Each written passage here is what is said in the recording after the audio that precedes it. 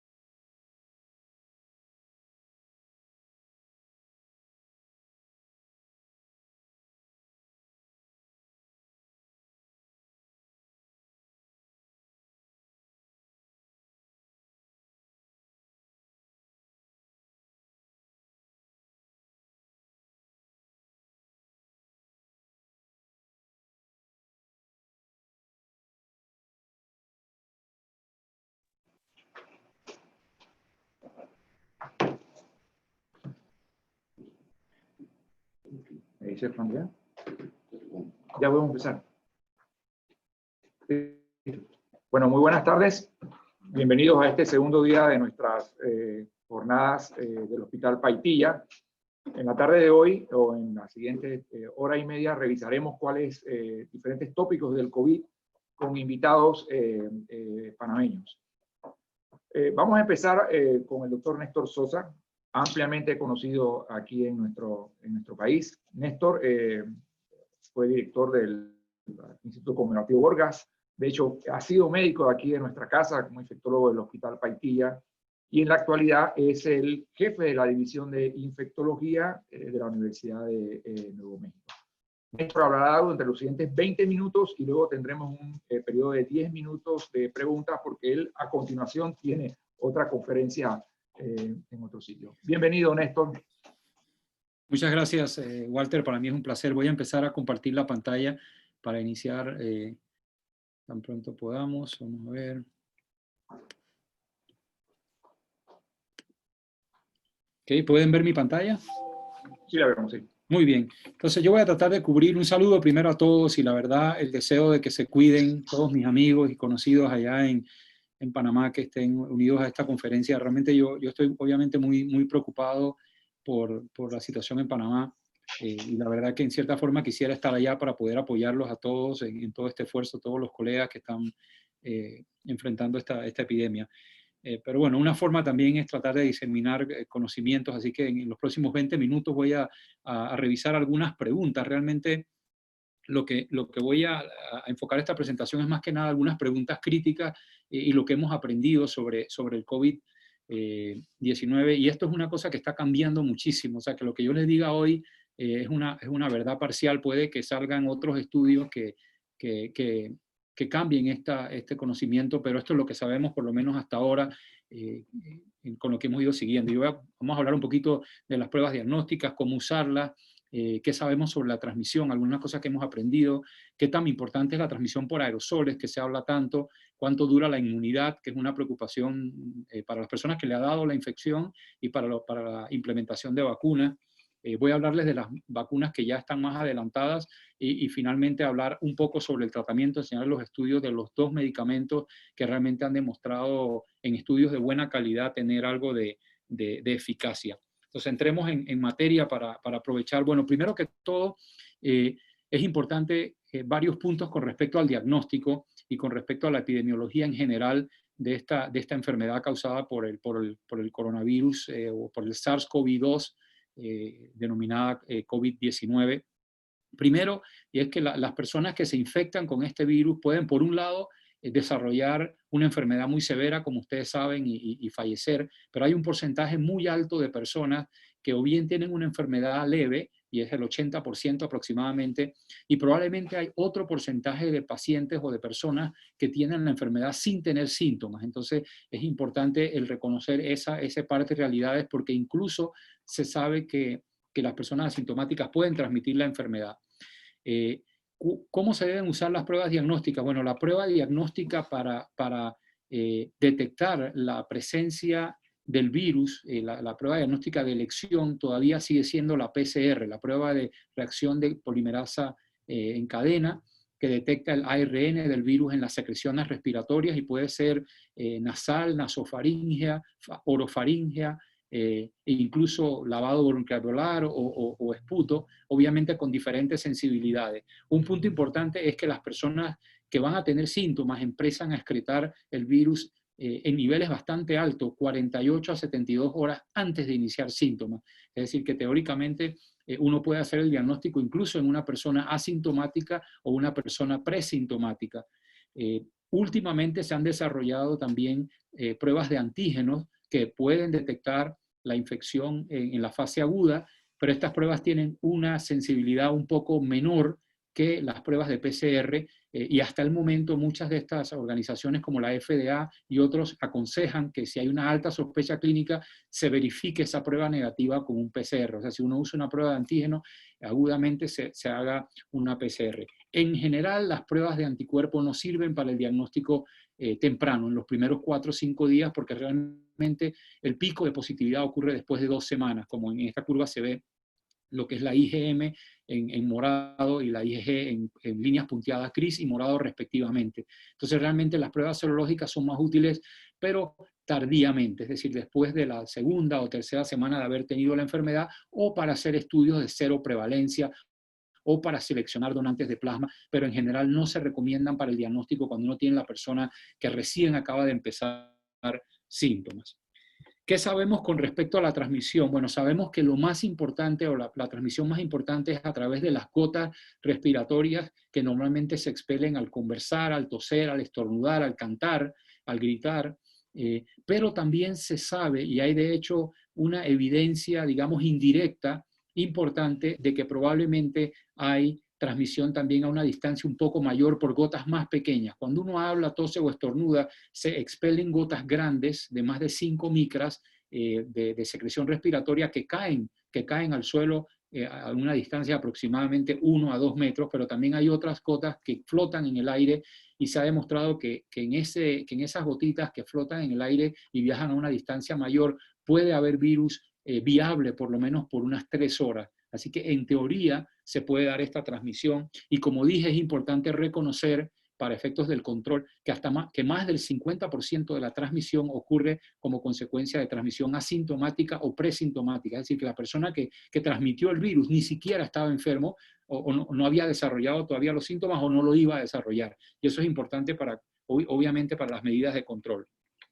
Esta gráfica ilustra, y es de una publicación, una de las primeras publicaciones sobre la supervivencia del virus en diferentes superficies, y es algo que es importante para la transmisión. Se sabe, por ejemplo, que en los aerosoles el virus puede persistir hasta 3 horas, en superficies como el acero inoxidable y otros materiales plásticos puede persistir hasta por 3 o 4 días, o sea, estamos hablando de más de 48 horas que hay virus viable. Por lo tanto, sabemos que en teoría los fomites, los objetos inanimados, pudieran albergar el virus dependiendo de las condiciones, digamos, de iluminación, de temperatura, de humedad relativa, pueden sostener el virus por unas cuantas horas y hasta por un par de días.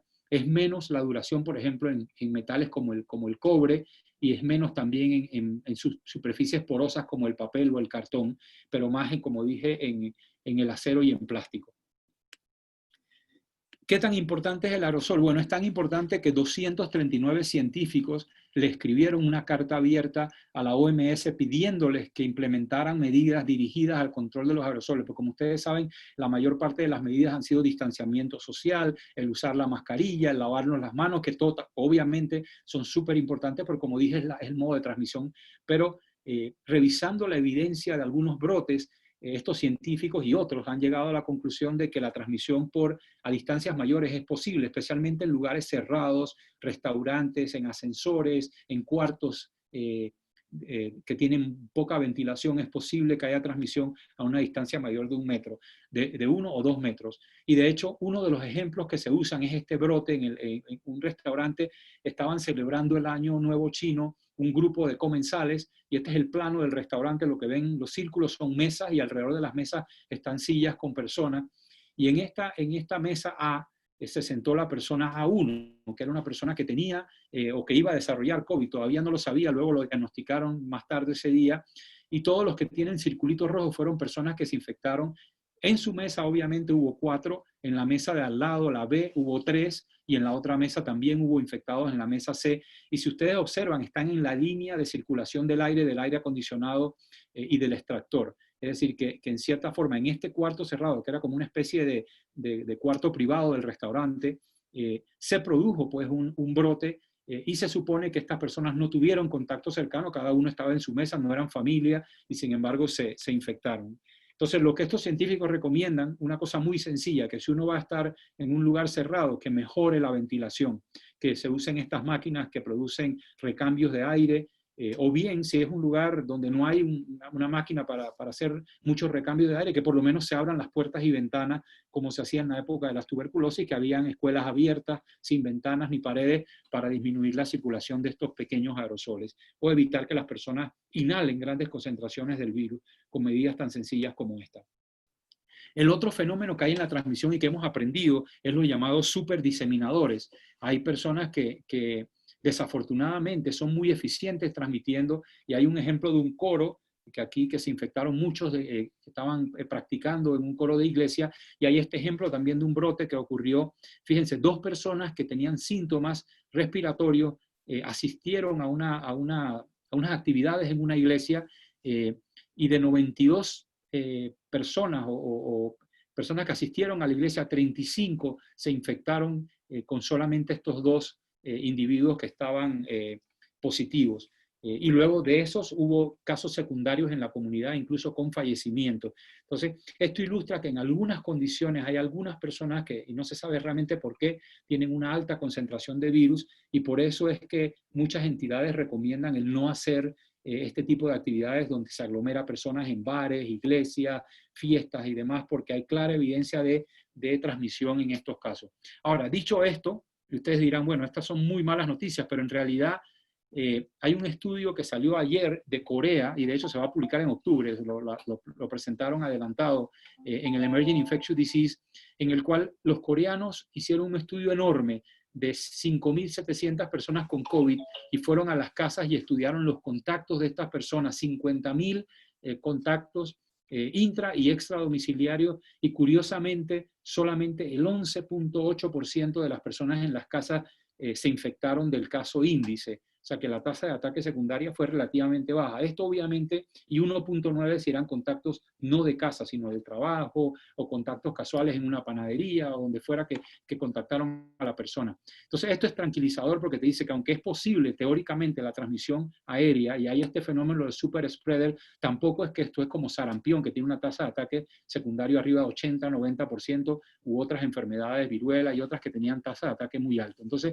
hay que poner las cosas también en contexto y ver la realidad de que sí es cierto que hay transmisión, por lo menos demostrada teóricamente, no es la manera principal, y en casas pues la tasa de ataque, yo he visto rangos entre 12 y 40%, pero no es 90% como con otras enfermedades virales. Entonces, lo otro importante es que hay bastante evidencia usando estudios epidemiológicos de la utilidad de la mascarilla de procedimientos, de la mascarilla de tela, para disminuir la transmisión en la comunidad. Les traigo solo un ejemplo de un hospital, en el Brigham Hospital de Boston. Tuvieron 3 momentos en el pico de la epidemia. Tuvieron un momento en el hospital donde nadie se ponía mascarilla, solamente los que iban a ver pacientes con COVID. Y luego hubo un momento que se implementó esto de la mascarilla universal para todos, o sea, para pacientes, visitantes y todos. Y mascarilla me refiero a mascarilla quirúrgica normal, una mascarilla o de procedimiento normal similar a esta, que es la que usamos en Estados Unidos, una mascarilla sencilla. Y les muestro lo que ocurrió. Y hay 3 momentos. El momento, lo que está en rosado, es la curva del porcentaje de trabajadores de la salud que se infectaron o que daban positiva a la prueba durante el periodo uso de mascarilla, y en verde, en el extremo derecho, está el momento en que se implementó, y ustedes pueden ver cómo la curva, la línea negra continua, va subiendo logarítmicamente cuando no estaban usando mascarilla, y cómo se cae la positividad de los trabajadores de la salud cuando se instaura la mascarilla universal, y esto en medio de la epidemia que estaba ocurriendo en la comunidad. O sea que solo esa implementación en el hospital disminuyó la exposición de los trabajadores de la salud de manera importante, demostrando una vez más la evidencia de la utilidad de la mascarilla. La otra gran pregunta que tenemos siempre es, bueno, si este virus produce inmunidad, ¿cuánto dura? Bueno, la respuesta a la primera es sí. Hay evidencia ya que la mayoría de las personas, especialmente los que desarrollan síntomas de COVID-19, desarrollan una respuesta inmune que es con producción de anticuerpos contra el spike protein, contra la proteína de la espícula, anticuerpos neutralizantes, que son los que impiden la replicación del virus, y también hay cierto grado de respuesta de la inmunidad celular. Eso se sabe. Lo que no se sabe, o se sabía muy poco, era sobre la duración, porque nadie había tenido COVID por 1 año, por 2 años, porque han pasado solo 6 meses. Pero ya han empezado a salir estudios, y hay un estudio muy elegante, pequeño, que hicieron con 37, y fue publicado en Nature Medicine, 37 personas asintomáticas y 37 sintomáticos. Y esto fue en China. Ellos hospitalizaban a las personas asintomáticas también para aislarlas, así que las podían estudiar con mucho detalle. Y, por ejemplo, se dieron cuenta que la secreción o excreción viral era más prolongada en los asintomáticos, curiosamente. O sea, los que tenían la enfermedad más severa parecían excretar por menor tiempo. Y también se dieron cuenta que había una duración finita de los anticuerpos. Y les voy a mostrar una gráfica que ilustra que 40% de los asintomáticos y 13% de los sintomáticos perdían los anticuerpos al cabo de más o menos 8 semanas. O sea que sí producían una respuesta, pero estos anticuerpos parecían no durar mucho tiempo. Entonces, en cierta forma es una cosa preocupante, y es lo que esta gráfica ilustra. En los circulitos arriba es el porcentaje de personas en la fase aguda que desarrollaron anticuerpos, y ustedes ven los asintomáticos 81, los sintomáticos 83, pero cuando los siguieron hasta 8 semanas, o sea 2 meses, fíjense que los asintomáticos 40% ya estaban seronegativos. O sea que de haber estado positivo se negativizaron casi la mitad del 80%, y los sintomáticos, bueno, un poco menos, pero aún así 13% perdían los anticuerpos, o por lo menos no los detectaban. No es que los perdían completamente, pero no se podían detectar con las pruebas serológicas. Entonces sabemos, y esto ya sabíamos de otros coronavirus, que los anticuerpos no son eternos en infecciones por coronavirus. Y este otro estudio todavía no ha sido publicado, está en prepublicación en Metrics, pero ustedes ven esa curva que sube y que baja, es precisamente la producción de anticuerpos. Sube más o menos en el día 25, 30 está en su pico, y luego a partir del día 50 de la infección empiezan a caer los niveles. O sea que es otro estudio que confirma la no durabilidad de los anticuerpos. Sin embargo, yo siempre pongo 2 malas noticias y una buena. La buena noticia es que en otro estudio hecho en varios países se demostró que tanto las personas asintomáticas como los sintomáticos tenían una respuesta de inmunidad celular robusta. Es decir, las células T de estas personas, cuando los exponían ex vivo al antígeno del spike protein, reaccionaban, producían interferón, se activaban. O sea que además de la producción de anticuerpos, que no parece ser muy duradera, por suerte sí hay células de memoria que duran más tiempo y que recuerdan la infección. Y eso es importante. Incluso, curiosamente, personas que eran familiares de estas personas afectadas también tenían memory T cells. O sea, es como si hubieran estado infectados sin haber tenido ni PCR positiva ni anticuerpos. Entonces eso es algo que se tiene que estudiar más a fondo, pero eso nos dice que, si bien es cierto, uno puede medir la seroprevalencia usando anticuerpos, esta va a bajar porque se pierden los anticuerpos, pero por otro lado, si medimos también la inmunidad celular, puede que encontremos más personas infectadas que han perdido los anticuerpos. O sea que yo creo que al final de cuentas, para saber cuántas personas han sido afectadas, vamos a tener que hacer tanto medición de anticuerpos como medición de inmunidad celular, como se hace, por ejemplo, con la prueba esta del ISPOT o cuantiferón para tuberculosis. Ok, vamos a hablar un poquito de las vacunas. Sabemos que hay muchas vacunas que están en desarrollo. De hecho, hay 4 modelos principales de tipos de vacuna.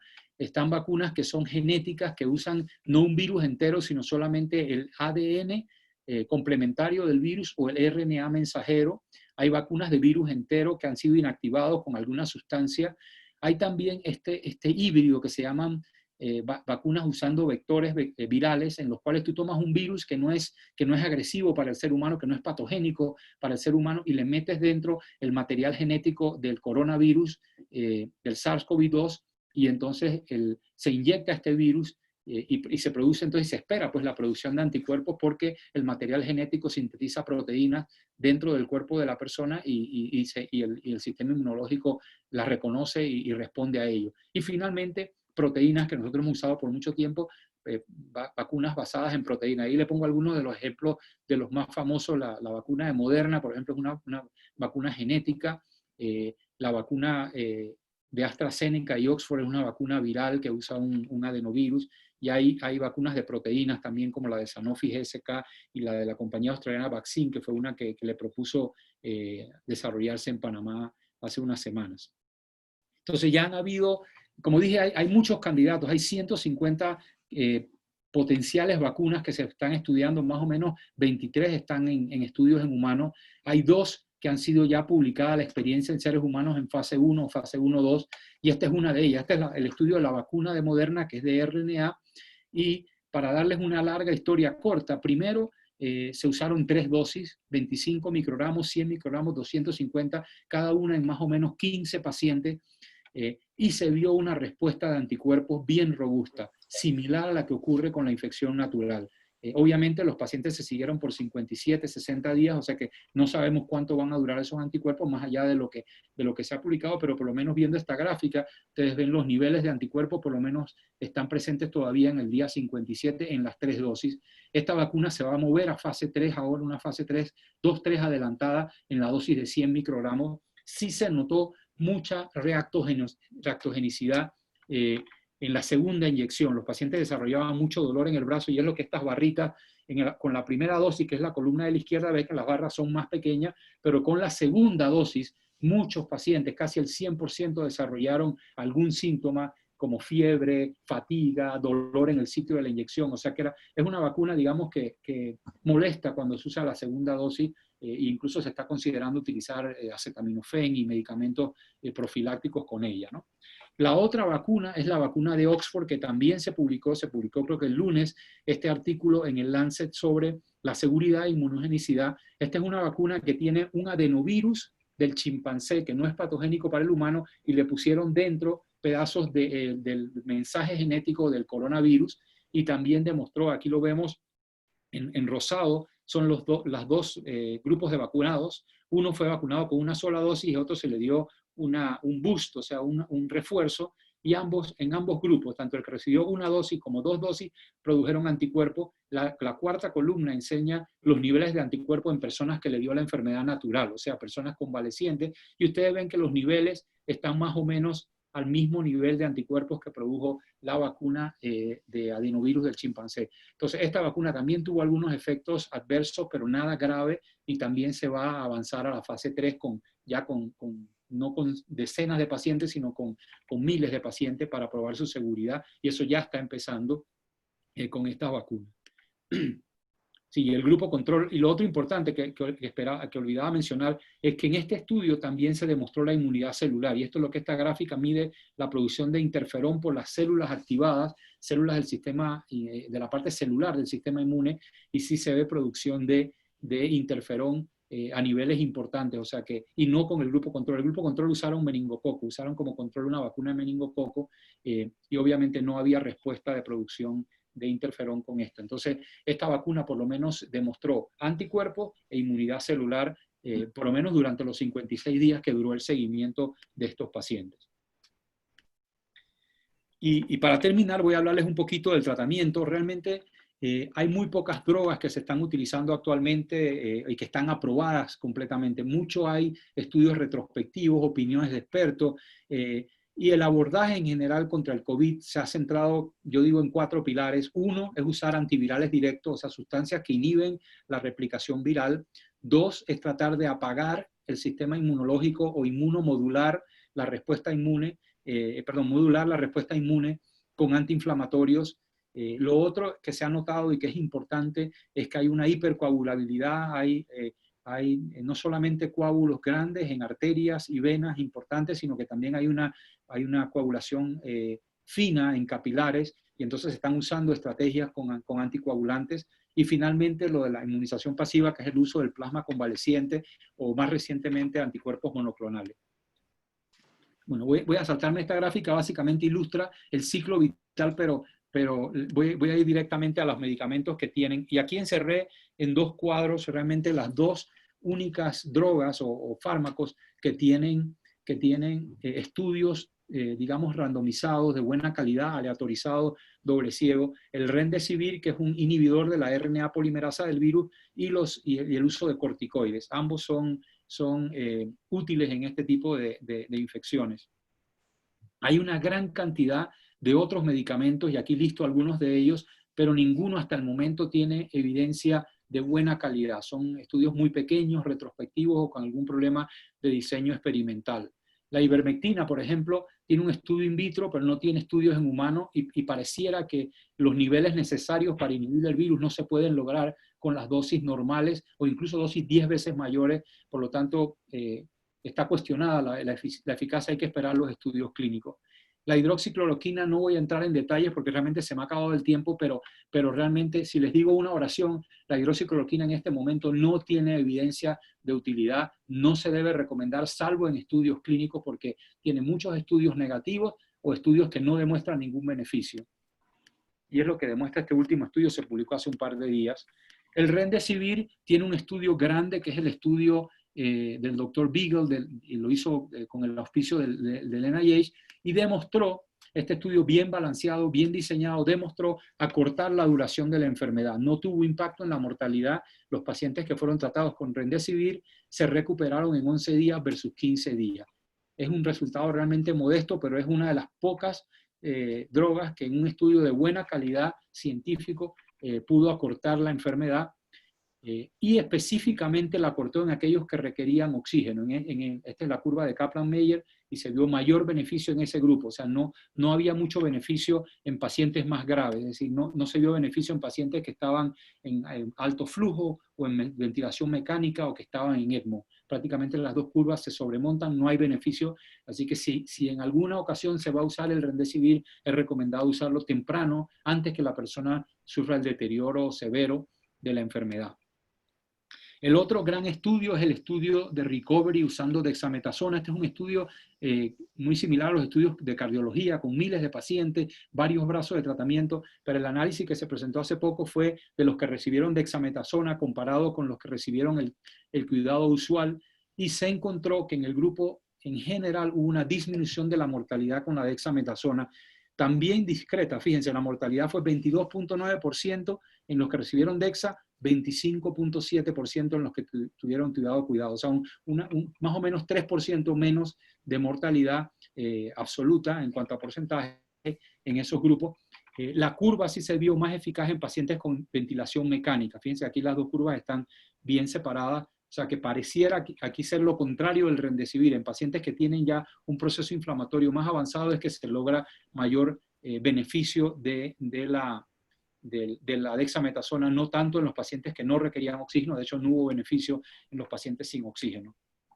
Bueno, y una sola palabra y voy a cerrar aquí. Con el plasma convaleciente, igual, no hay estudios de buena calidad. El único estudio publicado no tuvo diferencia significativa en la supervivencia y recuperación de los pacientes. Así que se están esperando otros estudios para poder realmente llegar a una conclusión más sólida, pero a pesar de todo lo que yo personalmente tenía la esperanza de que el plasma convaleciente funcionara, hasta el momento la evidencia no ha sido perjudicial, no ha habido grandes efectos adversos, pero no ha sido realmente muy útil su empleo. Listo. Muchas gracias.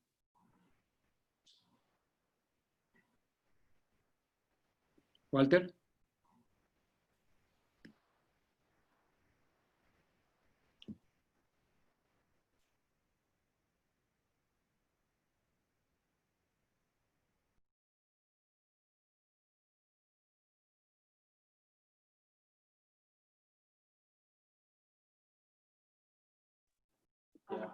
Muy bien, muchas gracias, Néstor. Sabemos que el tiempo es corto hay algunas preguntas, las voy a enfocar de la siguiente manera. Perdón, para vacunas. Constantemente nos preguntan qué utilidad tiene la utilización de la vacuna, la MMR de sarampión, papera, como una forma de incrementar la inmunidad contra el coronavirus. ¿Qué hay de cierto en eso y Sí. indicación? Mira, no hay prueba directa, no se ha hecho ningún estudio todavía. Se deduce por la baja incidencia en niños, hay como una asociación entre la posibilidad de que la vacunación en niños, incluyendo la MMR, de alguna forma estimule de manera inespecífica el sistema inmune y confiera protección, pero todavía no hay ningún estudio que demuestre la eficacia de la MMR directamente en el COVID-19. Hay ejemplos o estudios muy viejos de que efectivamente después de ciertas vacunas del virus vivo, las personas, los niños especialmente, quedaban con menor incidencia de infecciones respiratorias, pero son, digamos, deducciones, no realmente, no hay nada hecho con la MMR todavía publicado directamente en COVID, son solamente suposiciones o hipótesis científicas, pero no hay nada sólido. Digo, en Panamá a veces circula la papera, ya no tenemos sarampión hace mucho tiempo, si las personas se lo quieren poner y no tienen una contraindicación, yo no veo como un gran problema. Nosotros siempre defendemos que la gente se vacune, pero no hay evidencia directa. O sea, puede que no funcione en absoluto, puede que tenga algún grado de protección indirecta, no sabemos. Bien, otra cosa, a pesar de la falta de evidencia de la utilización de plasma convaleciente, ¿ustedes lo utilizan aún así en algunas situaciones y en cuáles específicamente? ¿O no lo están haciendo? No sé, Perdón, el plasma lo usamos dentro de un estudio de investigación. Lo estamos usando, pero dentro del marco de un estudio de investigación muy tempranamente en la enfermedad. Ya no lo estamos usando en el hospital, lo que usamos es remdesivir y dexametasona. O sea que realmente ya no lo estamos usando. Al principio movimos cielo y tierra para conseguir plasma, conseguir permiso de la FDA, y yo traté personalmente a 13 pacientes con plasma convaleciente y vamos a publicar esa experiencia con la medición de anticuerpos, etcétera, pero realmente no vimos mucha diferencia y los estudios clínicos no nos han apoyado tampoco. En pacientes muy avanzados pareciera no haber mucho beneficio. Sin embargo, hay que esperar estudios más grandes sobre esto del uso de plasma convaleciente. Muy bien, y una última pregunta, porque ya tienes que salir pronto, una de tipo práctico. Me preguntan la utilización de mascarillas en el hospital, N95 y KN95. ¿Qué opinas al respecto? Sí, nosotros tenemos una doctora, de control de infecciones muy estricta. Aquí se usan solamente las N95 para atender pacientes en procedimientos que generan aerosoles, porque tenemos escasez de N95. De hecho, tenemos una N95 y la volvemos a reesterilizar y la volvemos a usar. Yo ando con mi N95, este es mi N95 de la epidemia del 2020, y la uso y la reuso y la pongo al sol. Y solamente me la pongo cuando voy a entrar un paciente que está intubado o le están haciendo un procedimiento que genera aerosoles. De lo contrario, yo atiendo pacientes, yo trabajo en el área donde se toman muestras a los pacientes. Yo no tomo la muestra, pero le hago la historia con una mascarilla de procedimiento. Hemos tenido solamente 5 trabajadores en la salud infectados en todo esto 4 o 5 meses. Y la mayoría se infectaron de colegas por estar en la cafetería conversando. Para serte honesto, no de pacientes, sino que sospechamos que fue transmisión casual de algún colega que lo adquirió en la comunidad y sin darse cuenta, asintomático, por estar compartiendo un jugo, un café, un emparedado, se infectaban porque no se ponían la mascarilla o no guardaban la distancia, porque obviamente si vas a comer no puedes tener mascarilla, pero estaban sentados pues uno frente a otro charlando, y en ese momento de descuido se les transmitió el virus, curiosamente, y no cuando estamos en la sala de COVID. Es interesante porque ahí todo el mundo pues tiene más precaución y tal. Bueno, muy bien, Néstor. Como siempre, agradecidos por esta magnífica conferencia. Gracias, Muchas un saludo gracias. y nos vemos por ahí. Me invitan de nuevo Mucho. cuando podamos. Gracias. Mucho. Bueno, bien, bueno, continuando con nuestra sesión, nuestro siguiente invitado, el doctor Juan Miguel Pascal, es el director del Instituto Conmemorativo Gorgas, institución que a todas luces y siempre ha tenido una tradición de excelencia en lo que es investigación en ciencias médicas. El doctor Pascal es egresado de la Facultad de Medicina de la Universidad de Panamá, ha realizado estudios de especialización en el Instituto Karolinska, en Alabama, y tiene múltiples publicaciones.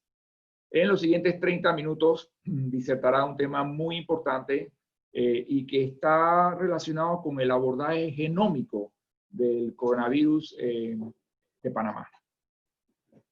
Juan Miguel, buenas tardes y bienvenido. Hola, un placer. Muchas gracias por haberme invitado ante tan concurrida sesión científica.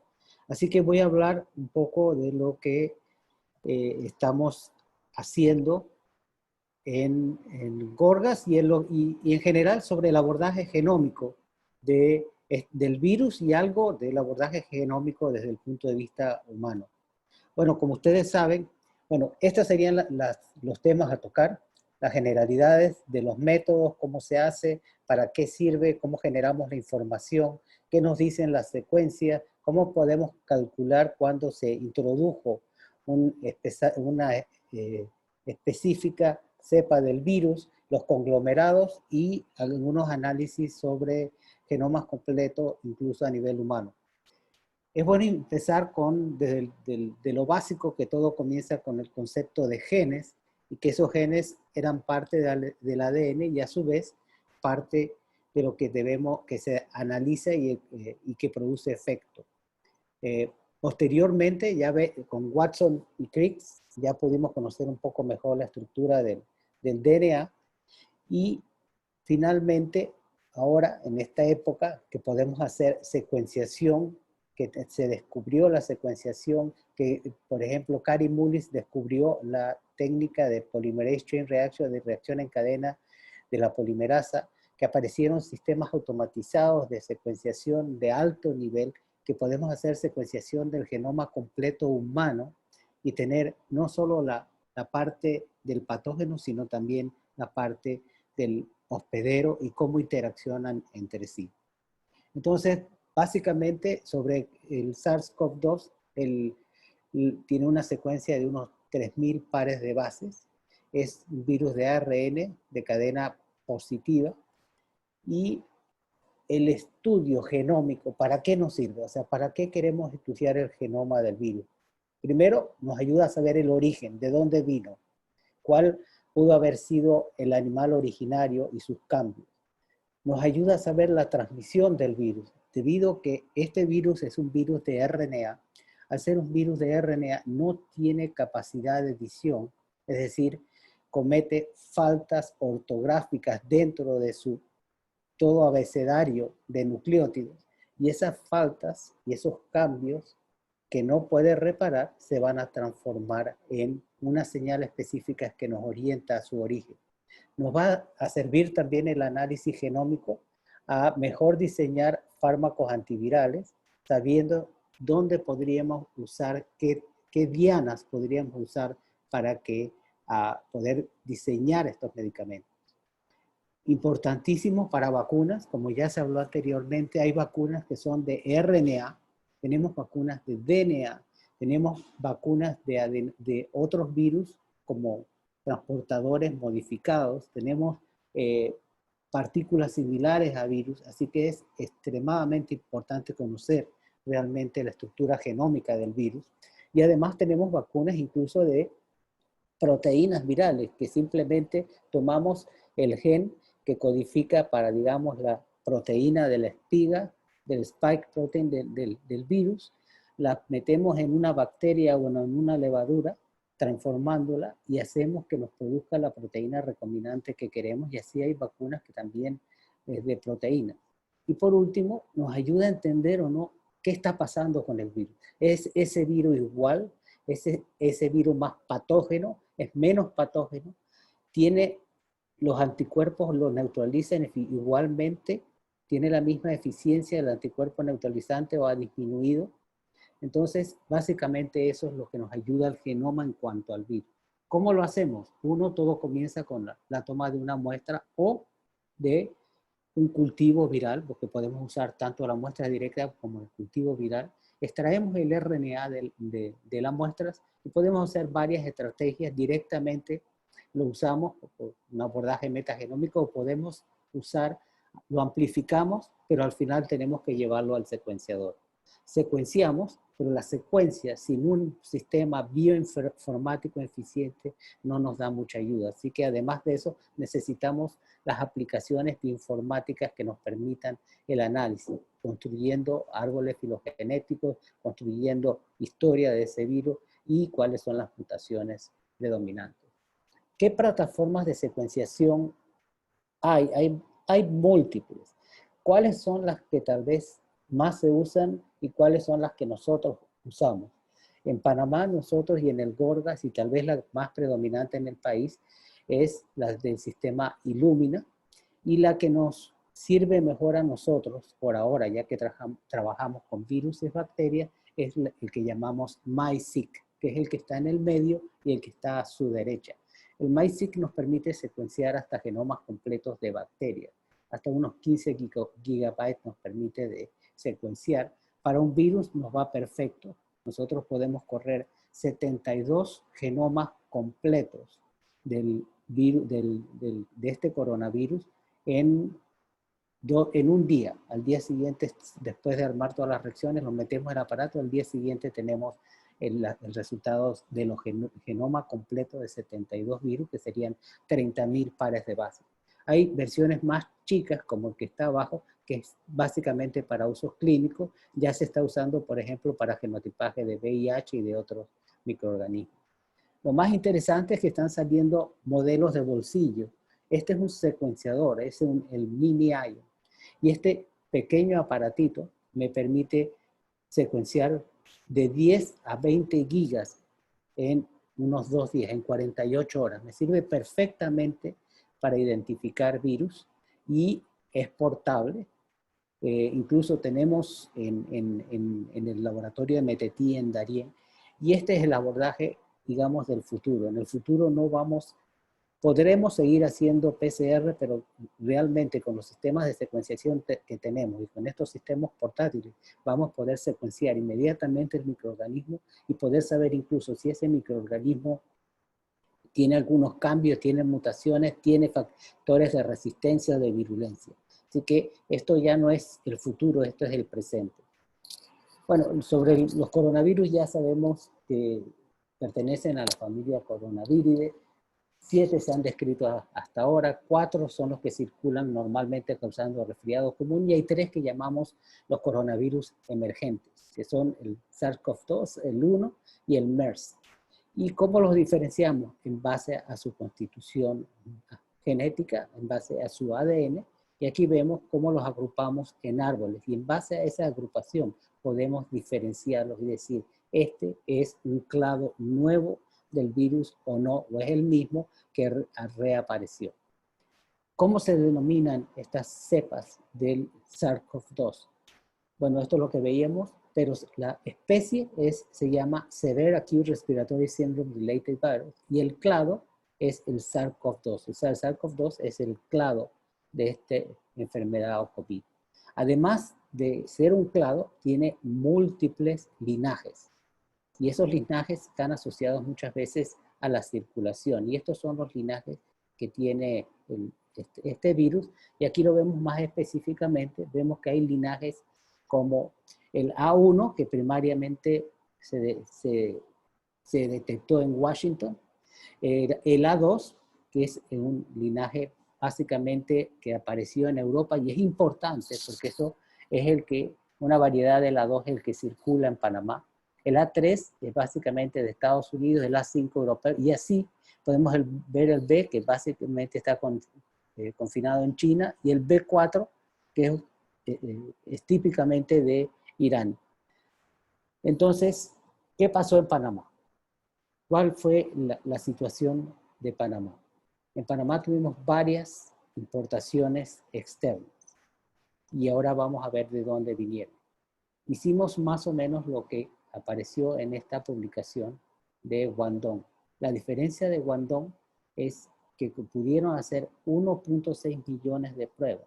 Detectaron solo 1.388 casos y además de eso pudieron controlar todos los casos debido a su rápida forma de diagnóstico, a su rápida forma de trazabilidad de los positivos y no solo eso, secuenciaron gran cantidad de esos 1.800 sujetos y pudieron saber cuántos conglomerados de transmisión tenían, cómo poder tratar de cortarlos y cómo se estaban moviendo. O sea que gracias a su enorme capacidad de testeo, a su eficiente trazabilidad y a la información genómica, sabían cómo se estaba moviendo realmente el virus y podían cortarlo a tiempo.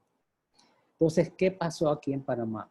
Parte de estos resultados son generados por el doctor Alexander Martínez, que es el jefe de genómica del Borges.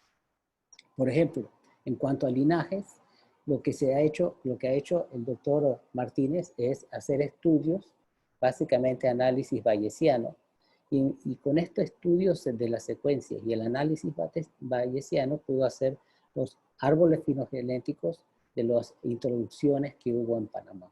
En Panamá hubo 8 importaciones del virus. De esas 8 importaciones, solo 1 vino de Asia. 4 de Europa, 4 de Estados Unidos y 3 de Europa. ¿Por qué no tantas de Asia? Básicamente porque una de las intervenciones que realizó el gobierno panameño fue cerrar el aeropuerto para los vuelos provenientes de China. Y eso limitó. Sin embargo, muchos panameños estaban ya sea de vacaciones en Estados Unidos o de vacaciones en Europa y regresaron. Y en ese regreso algunos vinieron infectados y no nos dimos cuenta. ¿Es la cepa que tenemos diferente? Bueno, este es un árbol filogenético de todos los linajes que han llegado a Panamá.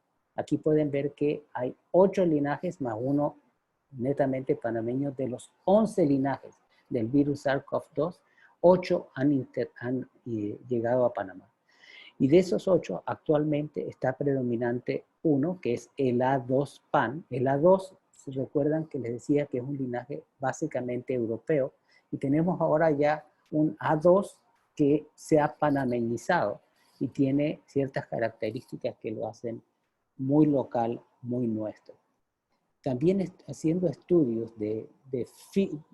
más que todo estudios de el ancestor más probable o más común, pudimos ver que el virus, si bien el primer caso lo detectamos en marzo, probablemente a mediados de febrero, ya había algunas introducciones positivas, algunas personas positivas que no las habíamos detectado. Así que realmente el primer caso en Panamá, en base al análisis molecular, probablemente no llegó de Europa, sino pudo haber llegado, como lo muestran estas líneas en la parte de abajo, pudo haber llegado de Estados Unidos. También el análisis molecular tiene otra enorme ventaja. Podemos calcular también el R0 a partir de la información genómica. Y en base a esto, hemos podido ver en Panamá que el comienzo fueron básicamente 2 cadenas de transmisión diferentes, una de Europa y otra de Estados Unidos. La de Estados Unidos mucho más rápida, y pudimos calcular el R0 a partir de estas cadenas de transmisión y nos dio más o menos entre 2.3 y 3. Para eso es lo que observamos inicialmente cuando se introdujo el virus en Panamá. Y todo esto también lo podemos hacer con análisis genómico. Hay algunos cambios que favorecen la replicación del virus y eso se descubrió recientemente en una publicación de Corbett. Vieron que hay una mutación, una variante que le llaman G614. Así se denominan las variantes. La variante se denomina con el cambio adelante y el lugar posteriormente. En cambio, la mutación, si vamos a hablar de la mutación, la denominación es D614G. D es el aminoácido que debe estar en la posición 614, que en este caso es ácido aspartico, y G es glicina, que es la que reemplaza al ácido aspartico en esa posición. Y hemos visto que esta mutación, la D614G o la variante G614, en muchos lugares ya está reemplazando a la variante con D. Aquí en Panamá todavía esta situación no es así. Hasta hace más o menos un mes era alrededor del 20%. Tenemos que repetir los análisis. Ya llevamos casi más de 300 genomas completos terminados y ya estamos sometiendo la publicación sobre los resultados preliminares de estos 300 genomas completos. Pero se ha visto que esta variedad, la G614, pareciera que tiene un mejor fitness con el virus, de tal manera que permite que tenga mayor replicación en el cuerpo humano, puede infectar más células, y se ha visto que las personas que tienen esta variante G614, cuando le hacen PCR, tienen un CT más bajo. ¿Qué significa eso? Que tienen mayor carga viral. Entonces, esta cepa sí pareciera que tiene mayor capacidad de infectar células, o es más eficiente infectando células. La correspondencia clínica de esta mutación todavía yo creo que es muy preliminar, pero sí podemos decir que estas personas tienen, que esta mutación le permite mayor replicación al virus. Recientemente salió otra publicación, pero está en preaprobación y habla de otras mutaciones. Básicamente ellos agarraron, pudieron modificar virus haciéndole mutagénesis dirigida, pero hicieron mutaciones que existen en la realidad y vieron, por un lado, que pues, nuevamente la D614G tenía mayor infectividad, pero también encontraron mutaciones de escape que se están dando en la naturaleza, mutaciones que le permiten al virus escapar de anticuerpos neutralizantes. Y es lógico, cuanto más eficientes sean estas cepas para escapar del sistema inmune, más van a sobrevivir y son las que más eficientemente se van a replicar. O sea que ya hay cepas que están reemplazando a las que teníamos inicialmente y que escapan a la respuesta inmunológica. Entonces, nuevamente, hablan de la D614G, que tiene mayor capacidad de infección, que hay ciertas modificaciones, sobre todo en ciertas posiciones como la N331 y N343, que afectan la glicosilación del lugar de sitio de anclaje, o sería la proteína de la SPID, y que esa glicosilación impide que tenga o reduce la infectividad, o sea que la infectividad está asociada al nivel de glicosilación que tienen las proteínas de la espiga, y que hay 10 mutaciones que sabemos que hacen al virus más resistente. Algunas son más predominantes, como las que vemos aquí, pero que lo hacen al virus más resistente a los anticuerpos neutralizantes que ellos probaron contra el virus. En otras palabras, el virus está variando constantemente. Hay cepas que son más infectivas, hay cepas que son menos infectivas, y hay cepas que incluso pueden escapar la respuesta inmunológica. Y eso lo vamos a ir viendo con el tiempo. Tal vez por eso es que los estudios usando plasma convaleciente o plasma hiperinmune tal vez funcionan en algunos y no funcionan en otros. Y va a depender mucho de las mutaciones que tenga el virus específicamente en el que se está aplicando este suero. Por otro lado, vamos a ver la parte humana, o sea, la parte del hospedero, haciendo estudios del genoma completo del hospedero. ¿Y para qué se hacen estudios? ¿Para qué queremos saber la constitución del genoma completo de una persona? Uno, nos sirve para identificar, por supuesto, dianas para diferentes medicamentos, para predecir si un polimorfismo, un cambio o una mutación nos hace más susceptibles a una enfermedad. Por ejemplo, cambios en BRCA1 y BRCA2 y cáncer de mama o de ovario. Nos sirve también para el aspecto de medicina personalizada, para optimizar tratamientos. Sabemos que hay personas que tienen cambios, por ejemplo, en el sistema de citocromo, que lo hacen o muy sensibles o lo hacen resistente a ciertas terapias y que el medicamento o le puede causar daño o, por otro lado, no le va a servir para nada. Y, por supuesto, para la parte de terapia genética, que ese es el futuro de tratar estas enfermedades. Eventualmente sería la cirugía del futuro, usando bisturís genómicos para transformar o cambiar nuestro genoma y, digamos, poder eliminar algún problema existente o una enfermedad genética. ¿Cómo se hace estos estudios de análisis de genoma completo? Básicamente se necesitan grandes cantidades de poblaciones que tienen una característica específica. Por ejemplo, que tienen cuadros severos de COVID-19, comparado con otro grupo control que tiene cuadro leve y debe más o menos tener un match en las patologías que tienen, un match en la edad, un match en el lugar donde vive, para poder compararlo. Por supuesto, esto se hace bajo estudios de investigación, así que hay que pedir consentimiento.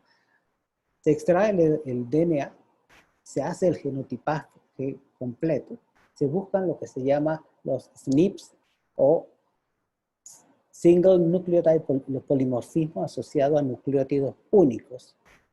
Y esos polimorfismos nos van a determinar después, usando análisis estadístico, el nivel de riesgo o no que tiene la persona para presentar determinado cambio fenotípico o determinada forma de la enfermedad. Y eso ha permitido, por ejemplo, saber que ciertos cambios en la posición 508 del gen CTFR incrementa la propensión a fibrosis cística. Otros polimorfismos, por ejemplo el ApoE4 para enfermedad de Alzheimer, y así tenemos cambios en NOD2 para enfermedad de Crohn, etc. Algunos son relevantes, otros requieren la presencia de múltiples polimorfismos, pero esa es la idea básica del estudio de genoma completo. Y esto ha creado un grupo, que es el grupo que está básicamente orientado a ver cuál es la asociación de cambios genómicos en el hospedero y cómo eso se puede manifestar en evidencia y en información. Y la idea es esta: digamos que tenemos una población susceptible al virus y vamos a ver, por un lado, sabemos que a mayor edad, mayor probabilidad de tener enfermedad severa, y a menor edad, mayor probabilidad de tener un cuadro hiposintomático o asintomático. De la misma manera, en el eje de las X, vamos a ver que a medida que hay más comorbilidades, hay mayor probabilidad de tener casos con mayor severidad. Sin embargo, lo interesante es por qué hay sujetos que son jóvenes, con pocas comorbilidades o sin comorbilidades y que desarrollan cuadros severos. Y al contrario, que personas que son mayores de 60 años, que tienen comorbilidades y sin embargo tienen un cuadro muy leve y le va muy bien. Entonces, por un lado vamos a tener el virus, con el análisis genómico del virus, y por el otro lado vamos a ver los polimorfismos en el genoma de los sujetos. Y así poder llegar a una conclusión que nos va a decir, bueno, ahora mismo tenemos circulando una cepa que tiene mayor capacidad de replicación del virus, y si tenemos determinado polimorfismo en un sujeto, probablemente predecir que le podría ir peor. Y esto salió recientemente publicado en el New England, en el que encontraron un conglomerado con un cambio en el cromosoma 3, en el brazo corto, en la posición 21.31, y vieron que estos sujetos tenían mayor propensión a falla respiratoria. A su vez, sacaron algo que todavía ha creado un poco de discusión. Encontraron que los sujetos que son del grupo A también tenían mayor positividad en la infección. Entonces, ambas aseveraciones de este grupo están bajo estudio. El número de participantes no es despreciable, pero básicamente se concentró en Europa, en Italia y España. Recientemente, otro grupo también trató de analizar si había alguna asociación del grupo sanguíneo con cuál iba a ser el desenvolvimiento de esa persona y el grado de severidad o la positividad. Y vieron que los sujetos con RH positivos tenían mayor propensión a tener una prueba positiva, que no hubo asociación entre el tipo sanguíneo con el riesgo de muerte o intubación, y los pacientes con el grupo con tipo B y A tenían más propensión a tener una prueba positiva que los que son O. Y hay otros estudios en China, en Wuhan específicamente, que encontraron también mayor positividad en sujetos del grupo A. Así que todavía estamos por ver. Realmente en Panamá yo he hecho pequeñas encuestas con los intensivistas y ellos me han visto que me han aseverado que por ahora no han encontrado ninguna asociación entre gravedad, necesidad de intubación o presencia en cuidados intensivos y el grupo sanguíneo, pero ustedes saben que estos estudios requieren gran cantidad de población y de saber poderlo comparar con un grupo similar. En conclusiones, los estudios genómicos del virus nos ayudan a entender cómo este está cambiando, si es más o menos agresivo y sobre todo podemos encontrar mutaciones que estén asociadas a evasión. También podemos determinar, lo más importante, conglomerados de transmisión y poder seguir esos conglomerados y cómo se están transfiriendo el virus de entre ellos. Además, nos ayudan a poder determinar cuáles serían objetivos terapéuticos dentro del virus y viendo si hay cambios en ese virus con respecto a los nuevos tratamientos, y a su vez nos ayudan a determinar mutaciones que pudieran estar asociadas a menor capacidad de neutralización del virus por los anticuerpos. Y finalmente los estudios que se están haciendo con los polimorfismos de nucleóticos únicos, usando secuenciación completa del genoma humano, realmente no nos han dado hallazgos concluyentes de susceptibilidad o no. Igualmente, los estudios de los grupos sanguíneos todavía necesitamos incrementar la N para poder llegar a una conclusión realmente definitiva. Así que esto era lo que quería compartir con ustedes, así que muchas gracias, ha sido un placer.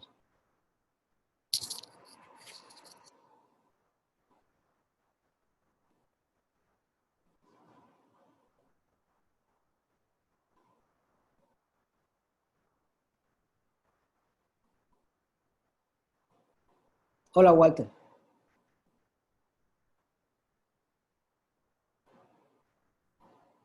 Listo, muy bien. Muchísimas gracias.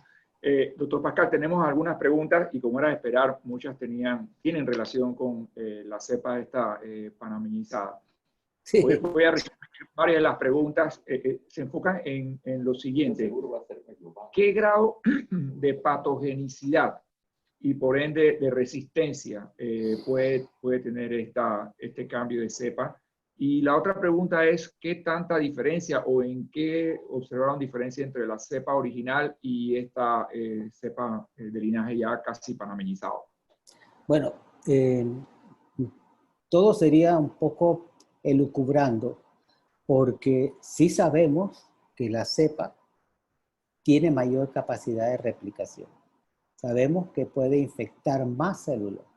El otro día quedé asombrado cuando una de nuestras colaboradoras tuvo un CT, o sea, un CT muy bajo, es decir, una gran carga viral. Nunca habíamos visto un CT de 9, es decir, que después de 9 ciclos ya el virus era detectable. Y por supuesto sí es una 614G. Así que realmente, pero clínicamente a esa persona fue un caso leve.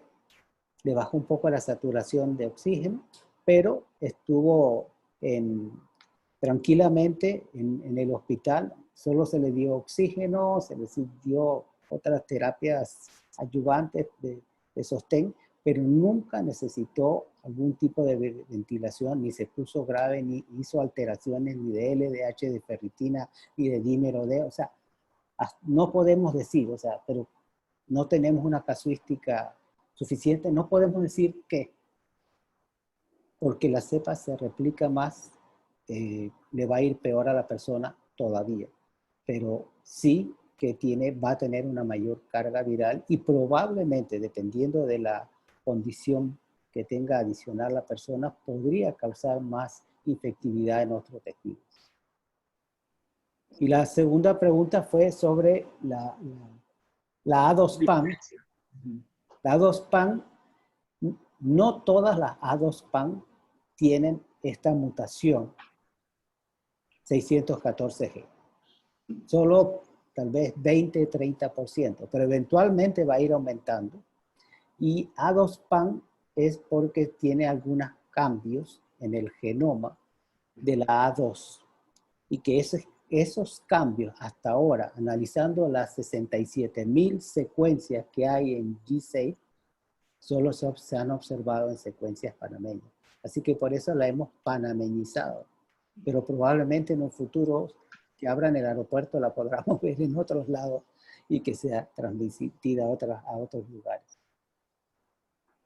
Bien, ¿tienen interés en conocer algo del laboratorio de Metetí? Metetí, sí.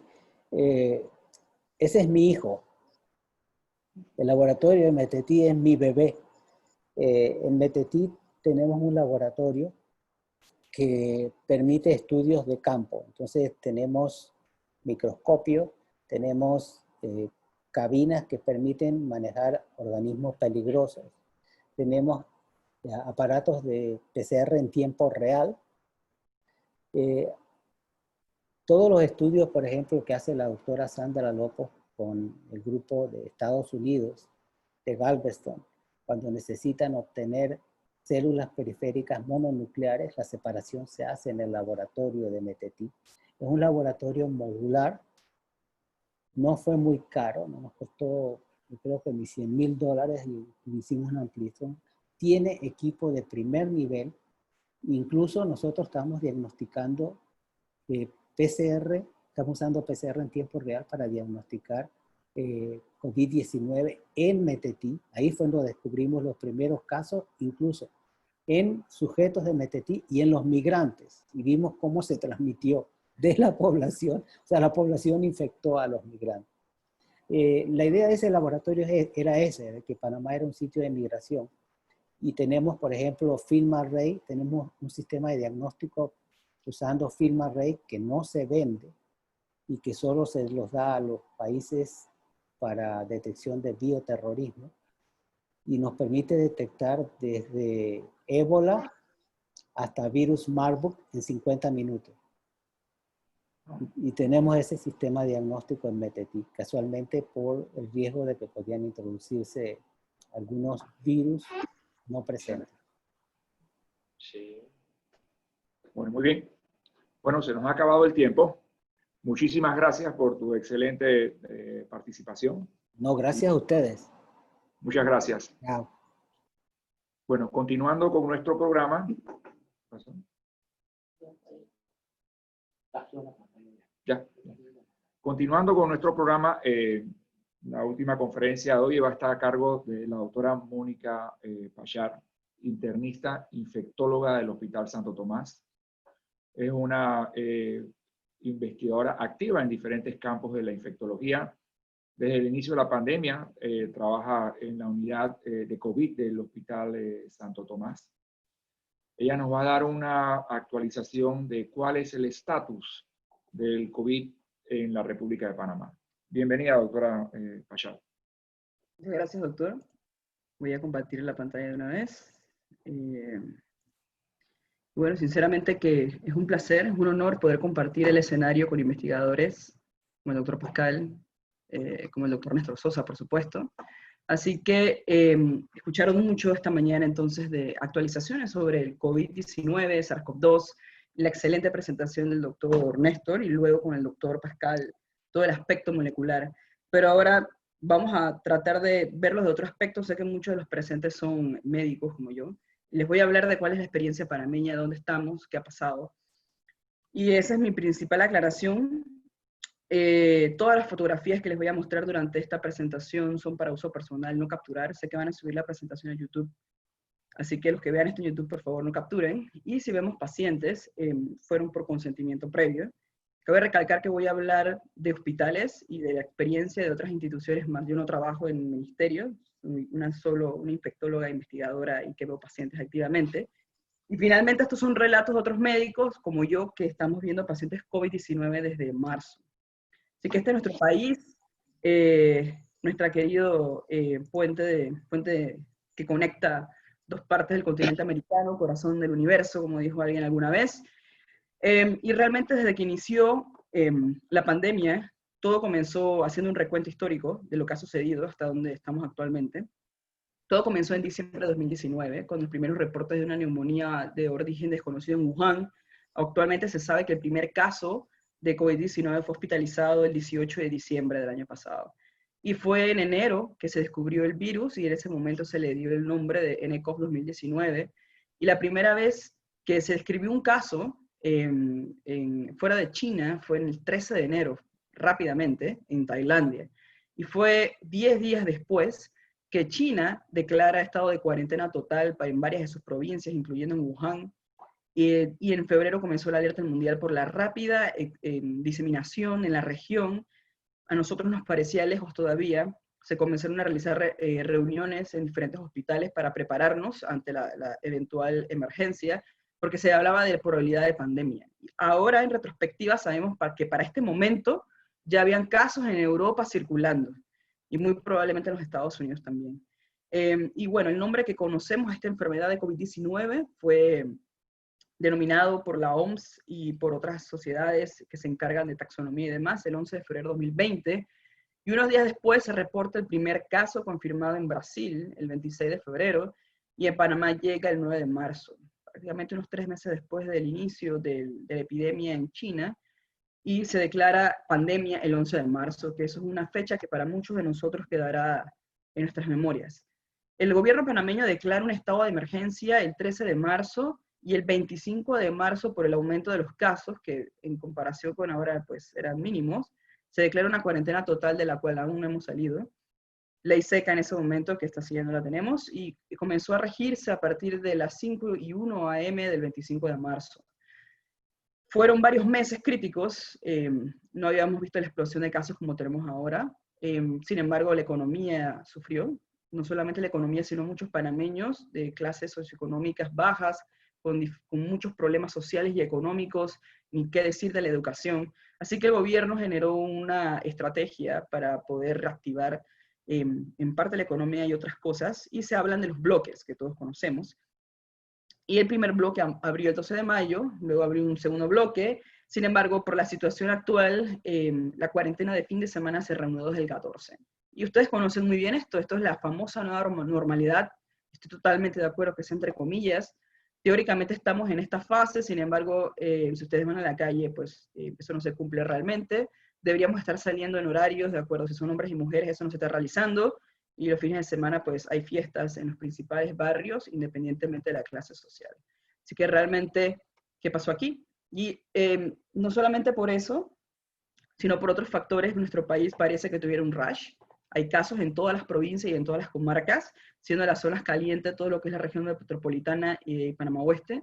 Lo que ven en puntos verdes es todo lo que tiene que ver con los cercos sanitarios. Personalmente he realizado movilizaciones al interior del país como tareas humanitarias, y los cercos sanitarios, pues sí, son realmente un tranque de 1 hora para atravesarlos, no son tan rígidos como pensaba. Así que esta es la curva que hemos visto, que se presentó incluso el día de ayer una tremenda presentación por la gente de epidemiología. Estamos en la fase más crítica, siendo el peor día con casos nuevos, el 13 hasta el momento, con 544 casos nuevos.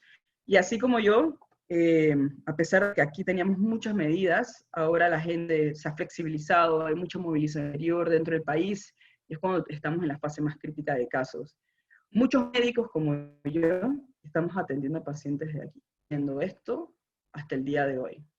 Y de aquí tengo que ir a pasar visita, por cierto.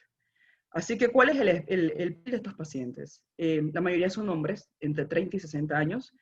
Actualmente son procedentes de áreas con alta densidad poblacional, hay historia de contactos, y se ven muchos clústeres, o sea, varios casos en el mismo sitio, puede ser del trabajo. Como dijo el doctor Sosa, se asocia a fiestas o que la gente se sienta juntos a comer, familias enteras quedan hospitalizadas.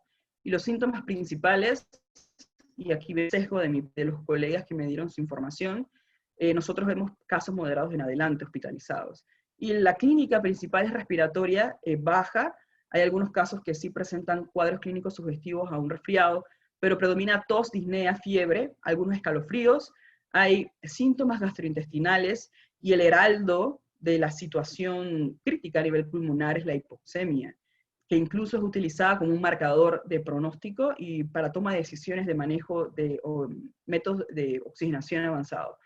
Definitivamente obesidad y diabetes son una dupleta peligrosa, gravedad sobre todo si son en varones.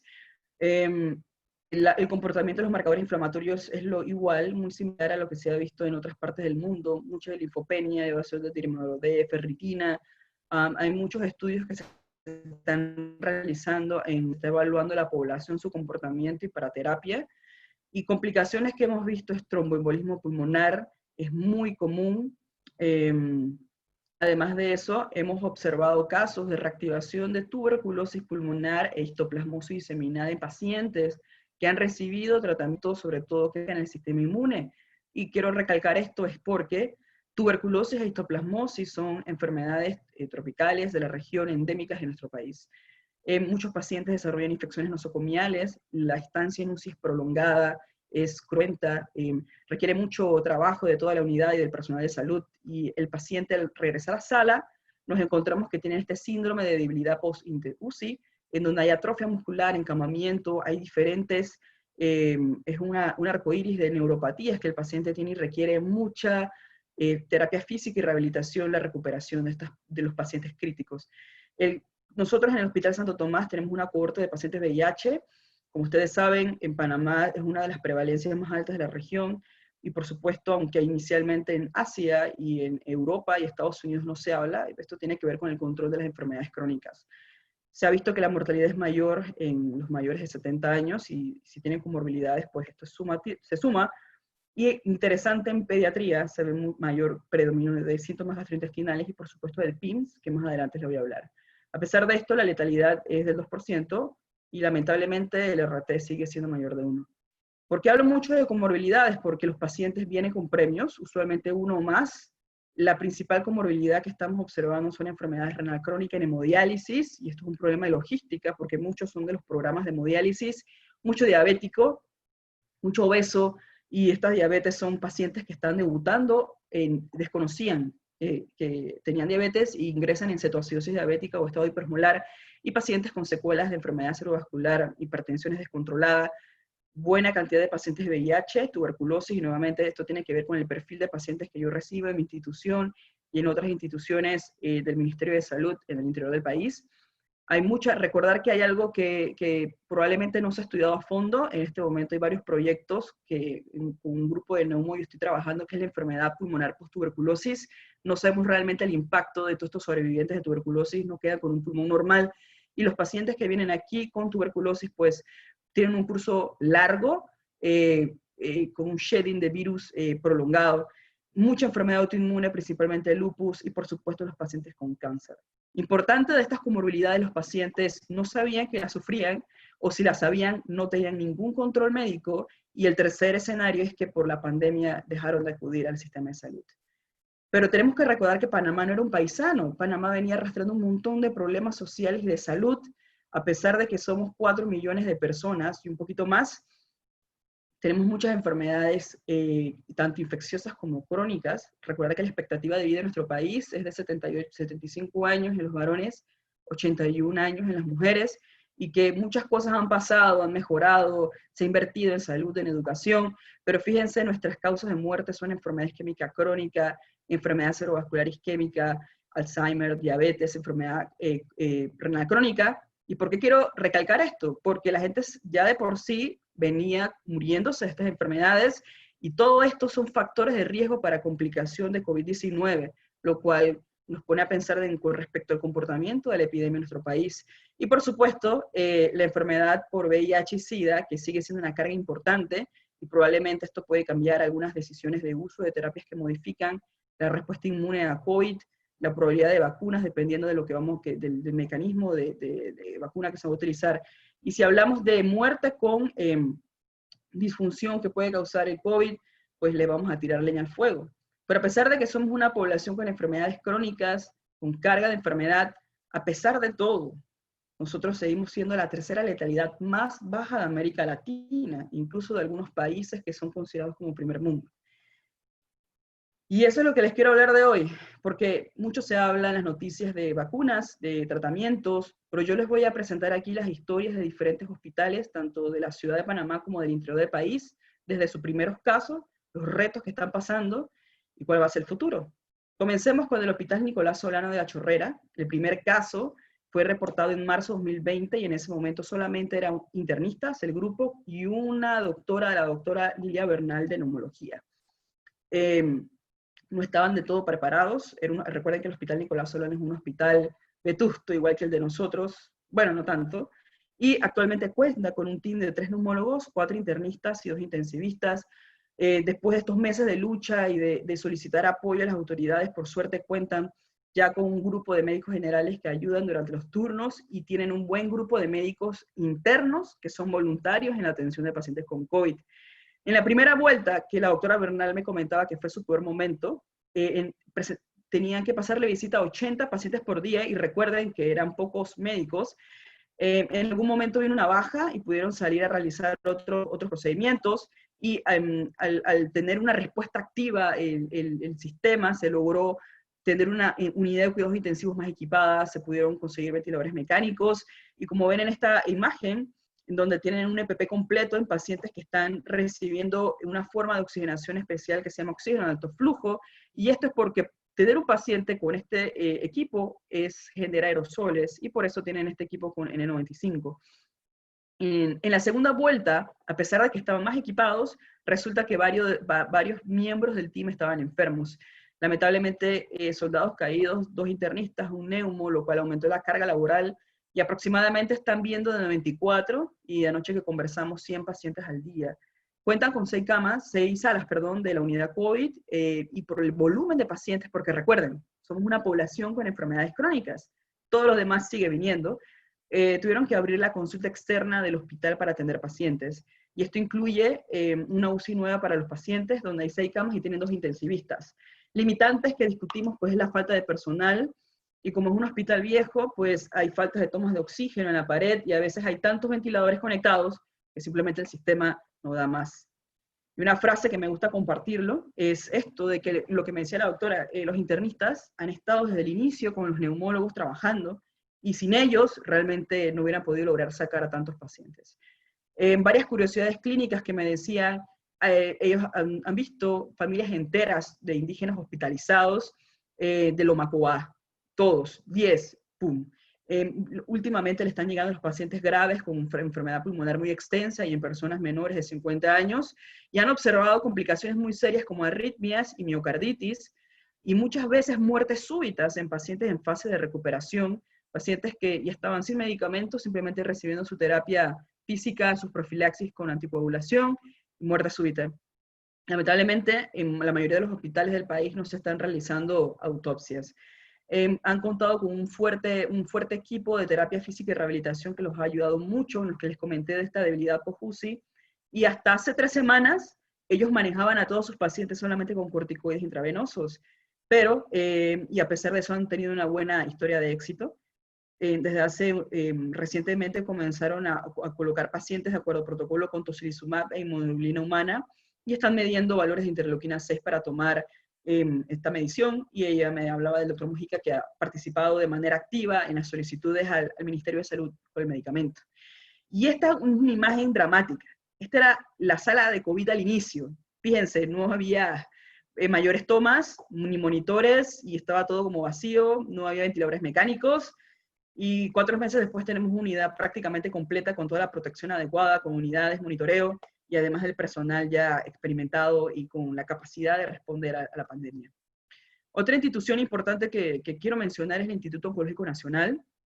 2 médicos del instituto me dieron la información, muchas gracias. Y el primer caso fue en marzo, y lo que vamos a ver es esto, que la mayoría de los casos fueron sincrónicos en todo el país.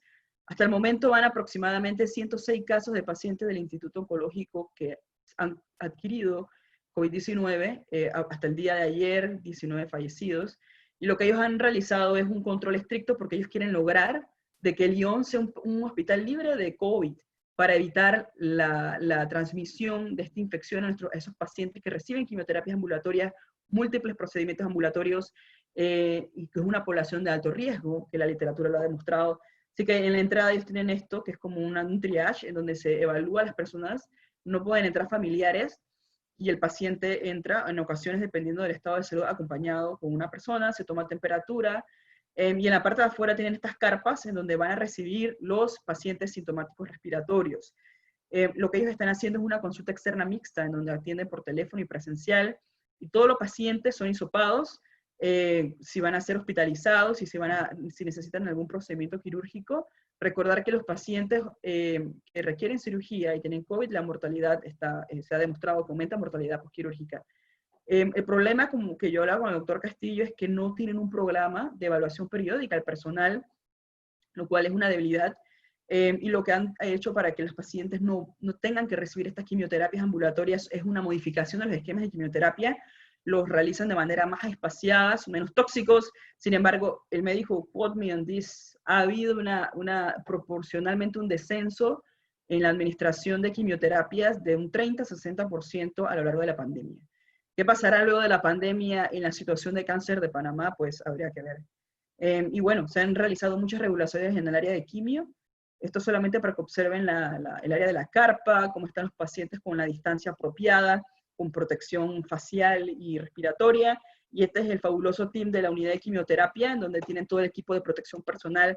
Se adaptaron los cubículos, ahora se han creado cubículos y tienen plexiglas para mantener separación. Igual los pacientes tienen que estar con su mascarilla, porque simplemente el cáncer no se detiene por una pandemia, continúa, y tienen que continuar brindándole atención a estos pacientes. Otro hospital importante, el Hospital Regional José Luis Chicho Fábrega, de mi tierra de Santiago de Veraguas. El primer caso fue en 1 de marzo, fue un caso muy sonado en los medios de comunicación, una paciente de SONA con un RDA severo. En ese momento se contaba solamente con 6 camas y con mucha limitación de personal, 15 enfermeras y 4 intensivistas. Actualmente son 33 camas para COVID, 11 en UCI, pero tienen planes de ampliar la unidad. Y tienen pacientes en piso esperando bajar a la UCI. Tienen aproximadamente 20 camas para sospechoso. Según anoche, 9 de la noche, tenían 51 pacientes hospitalizados, 40 en sala, 8 en UCI, y han presentado 3 defunciones. El complejo, ustedes saben que es toda una entidad. Le doy gracias al doctor Evia por darme la información de la unidad de cuidados respiratorios especiales del UCRE, y esta es una foto. Conozco a muchos de los que están ahí, la doctora Noriega, el doctor Jiménez, el doctor Birne, así que son gente con las que compartí muchas partes de la Facultad de Medicina y el internado.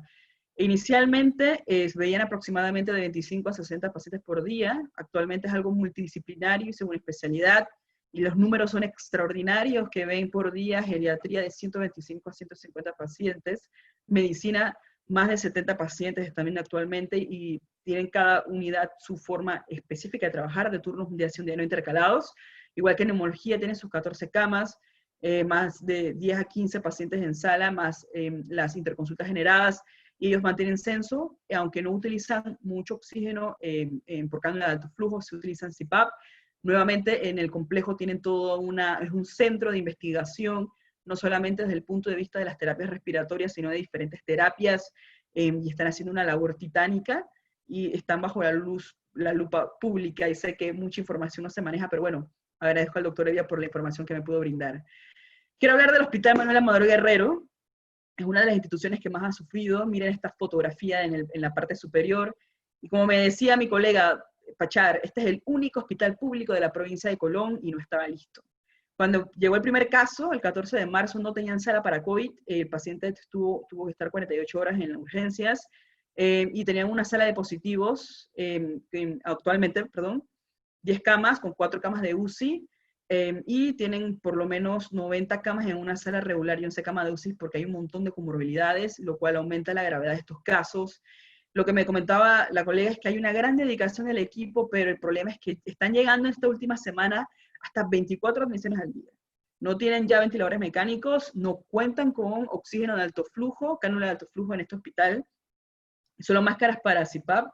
El problema es que estas máscaras, si no hace un buen sello, que a veces sucede, pues hay aerolización y esto expone al personal, y el problema es que no hay suficiente equipo de protección personal. Otro problema es que los pacientes en hemodiálisis no pueden recibir la hemodiálisis ambulatoria, y si tienen COVID hay que hospitalizarlos para hemodializarlos, pero las máquinas tampoco son suficientes. Finalmente, algo que es crítico, no cuentan con un hotel hospital en Colón, y eso, como ustedes saben, es una clave para controlar la transmisión comunitaria, y como me dice mi amiga Tatiana, son familias hasta de 10 a 12 personas que viven juntos. Hay faltas de meds, de EPP, y finalmente, esto lo dejaré a su reflexión, los únicos médicos que ven COVID es medicina interna. Pero a pesar de eso, tienen sus historias felices. De muchos pacientes que se han recuperado, nuevamente quiero hacer recalcar de esto, el personal, a pesar de todo, se expone y salvamos a los pacientes. Azuero es una historia de éxito. Las autoridades de salud se reunieron y decidieron que se designara al Hospital Regional Anita Moreno para casos sospechosos y positivos. Todo paciente es hisopado en otras instituciones y es referido a la Anita Moreno. Y los turnos son cubiertos por todos los internistas de las provincias de Herrera y Los Santos, cubren tanto sala como UCI, cuentan con 4 cuartos de presión negativa, 2 camas por cuarto. Lo máximo de pacientes que han tenido han sido 4 ensayos en UCI y la mayoría son leves. Y el primer caso que requirió intubación fue en abril. Y fue un egresó a los 15 días con una buena evolución en casa. Sin embargo, como me dice ya Pequio, que es un colega infectóloga, después del Día del Padre y el relajamiento de las medidas, pues tienen 2 brotes activos que están en aumento, pero han podido manejar a los pacientes en sus casas y no han ameritado hospitalización. Cuentan con unas camas PRN o prorata de medicina interna que son más o menos 30, y ella me recalcaba el apoyo que han recibido de un hemólogo del hospital Nelson Collado, el doctor Britt, que los ha ayudado mucho en el manejo de estos pacientes. Cuentan con servicios de apoyo de anestesia, cirugía y radiología, y tienen roles de turno, incluso COVID, extraordinarios para cubrir si necesitan la experticia. En el Nelson Collado, que es un hospital médico quirúrgico, tienen una cohorte para recibir estos pacientes si necesitan manejo quirúrgico. Y me pareció interesante la observación que me hizo Pequio de que ellos tienen una sala de respiratorio que, aunque el individuo presente una PCR negativa o pruebas negativas, ellos los manejan aparte y los dejan 14 días y luego le dan ingreso, con los mismos cuidados como si fueran un COVID en casa. Ahora unas palabras de mi casa, no quería hablar mucho. Yo he realizado algún par de publicaciones en revistas y en el American College of Physicians sobre el trabajo de nuestro hospital. Nosotros recibimos nuestro primer paciente el 14 de marzo y fue una iniciativa de generar normas y guías con nosotros en infectología y neumo y 3 internistas al inicio. Y este equipo ha evolucionado a un equipo multidisciplinario del Departamento de Medicina Interna. Nuestros equipos de trabajo tienen endocrinos, cardiólogos, nefrólogos, neuros, gastros, infecto, neumo, y todos vemos pacientes COVID por igual, de diferentes niveles de gravedad. Hemos presentado 4 fases en la respuesta. En la primera fase era un solo médico funcionario que cubría por 24 horas, eran solamente 4 camas en presión negativa. Luego pasamos a una segunda fase, y esto tiene que ver con el incremento de los casos y la respuesta de camas, en donde trabajamos en 3 grupos, con diferentes nombres cada grupo, por cierto, y eran aproximadamente 20 camas en sala 6 y en total 80 camas, pero la gente comenzó a enfermarse, mucho burnout y necesidad de recambio, y entramos a la fase 3 y se dispararon los casos. Y en la fase 4, no solamente somos dueños y señores del 4º piso del Hospital Santo Tomás, sino también de una parte del 5º piso. Somos 20 médicos en total, quedamos pocos veteranos, pero tenemos una cobertura de 24 horas. Esta iniciativa de la 4ª fase, contamos con médicos generales que nos han ayudado muchísimo en las noches, y con mucho orgullo puedo decir de que varios médicos internistas que terminaron su residencia en abril se unieron a los roles de la tarde y están viendo activamente pacientes. Actualmente contamos con 150 camas y vemos pacientes que están en ventilación mecánica invasiva en presión control, pacientes en prono, en sala, pacientes en cánula de alto flujo, ventilación no invasiva. Bueno, simplemente la complejidad de los pacientes ha incrementado. Vemos pacientes en la UCI, son todos COVID. Urgencia tiene su propia área también, un área de triage grande donde se ven, es un área de transición. Y cabe recalcar que igual que el complejo y otros hospitales, somos un centro de varias investigaciones COVID-19. Y quiero utilizar este espacio para decir que muchos colegas de nuestro hospital se han enfermado, colegas que no estaban viendo COVID, incluso un colega lamentablemente falleció. Y estos son los miembros de la unidad, aquí somos multigeneracionales también, y ha sido un placer compartir con colegas que fueron mis maestros. Y bueno, solamente para que tengan un vistazo de mi unidad y de mi equipo con el doctor Márquez, Neumología, y el doctor Ocampo, de Medicina Interna. Ambos fuimos residentes del doctor Ocampo y ahora trabajamos los tres como funcionarios con Brown. Hablemos un poquito del Hospital del Niño. Gracias, doctora Levy. Lo que me han contado es que han atendido 112 pacientes, aproximadamente 45 pacientes hospitalizados, de esos son 6 graves, lamentablemente 2 defunciones. Ellos han visto 3 pacientes con este síndrome muy particular, me imagino que muchos han leído de esto. Hace poco hubo una conferencia muy buena de Paitilla también al respecto, ¿sí? Que fue un paciente atendido con síndrome inflamatorio sistémico pediátrico asociado a COVID-19 o PIMS. De estos, en el Hospital del Niño, uno fue en casa, otro falleció y uno está actualmente en tratamiento. Lo que han observado de la clínica es diferente de lo que les mencioné. Del adulto, en los lactantes predomina la fiebre, algunas veces hay irritabilidad y hiporexia, y hay síntomas respiratorios y gastrointestinales, pero no se van a asociar usualmente a fiebre. Y bueno, para cerrar, quiero hablar los últimos minutos de este excelente y grandioso grupo, que estoy seguro que muchos lo han escuchado, y este es el equipo de respuesta de médicos que están en la comarca Cunayala. La comarca Cunayala tiene un éxito en el control de la primera ola, y lo que me hablaba con la doctora Maidel, que está allá hablando a las 2 de la mañana desde la isla, es que el éxito se basaba en la comunicación constante con las autoridades, con el SAILA, y algo que se llama el grupo de mujeres, que son mujeres, recordar que la cultura es matriarcal, y son líderes en la comunidad. Ellos tienen varias dificultades, por ejemplo, que tienen que levantarse antes de las 5 de la mañana, porque tienen que hisopar, para entonces colocar las muestras del hisopo en el cooler, y se van en lancha por 6 horas hasta llegar al puerto, y luego viajan en tierra para poder procesar las muestras. El primer brote fue en Aligandí, que es una población de más o menos 1.400 habitantes, fue en abril de 2020, fueron 102 casos, y lo que hicieron fue búsqueda activa. Iban casa en casa, buscando los contactos activamente, y fue muy difícil por las ideas de la población, y por barreras en la atención, por los rituales, porque primero iban al NELE, y por las tradiciones de curación. Luego, el otro brote fue en Cartí, de aproximadamente 900 habitantes, fueron 105 casos, esto fue atendido por el doctor Norberto Villalaz. Fue mucho más difícil que Aligandí porque rehusaban el traslado, mucho más tradicionalistas, y presentaban dificultades inherentes, por ejemplo, que no podían transportar los tanques de oxígeno a las islas y los problemas de insumo. Al inicio de todos brotes, eran 3 médicos con un equipo de 3 personas, y a pesar de esto iban todos los días casa por casa a ver a los pacientes, a pasarles visita y tener contactos. Cuando tenían los casos positivos, iban a la escuela de Aligandí, y una vez se llenó la escuela de Aligandí, usaron la casa cultural y otra casa. Y algo interesante es que el NELE iba a la casa de alguien con COVID y les cantaba y hacía su ritual de curación, y en eso él se enfermó, él adquirió COVID. Y a pesar de que se le pidió de que no hiciera esto, el enfermo continuaba dando sus rituales. Finalmente el NELE probablemente infectó personas y falleció, el de Aligandí, por COVID-19. Recuerda que son familias numerosas, matriarcales, de 10 a 11 personas en una casa, sobre todo muchas mujeres. Por eso los sacaban y las aislaban. Y toda la isla andaba con mascarilla de protección. Y Aligandí, a pesar de todo esto, lleva 2 meses sin casos.